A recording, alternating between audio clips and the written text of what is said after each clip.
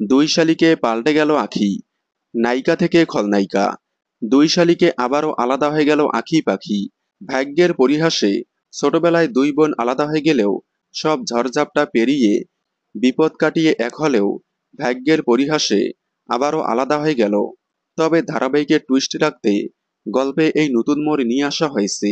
স্মৃতি হারিয়েছে আঁখি, আঁখির আগের কোনো কিছু মনে নেই, যার কারণে নতুন শত্রু আঁখিকে যেটা বলেছে সেটাই সত্যি বলে মেনে নিয়েছে। আঁখির নতুন নাম দিয়েছে রেবেকা। নতুন শত্রু আঁখিকে বলেছে ছাতাবাড়ি তার শত্রু, তাই আঁখি তার কথা মতো এবার ছাতাবাড়িতে আসবে, এসে নতুন শত্রুর হয়ে কাজ করবে। মানে নায়িকা থেকে খলনায়িকা হবে আঁখি। তবে যতদিন স্মৃতি মনে পড়বে না ততদিন আঁখি নতুন শত্রুর হয়ে কাজ করবে।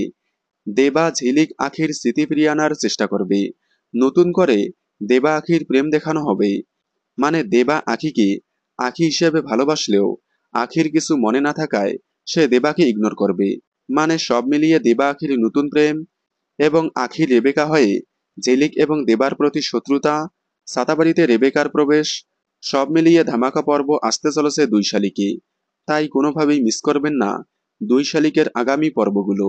দেখুন দুই শালিক সোম থেকে রবি ঠিক বিকেল 5:30টায় স্টার জলসায়। দুই শালিকের সকল আপডেট সবার আগে পেতে চ্যানেলটি সাবস্ক্রাইব করে পাশে থাকা বেল আইকনটি বাজিয়ে দিন। ধন্যবাদ।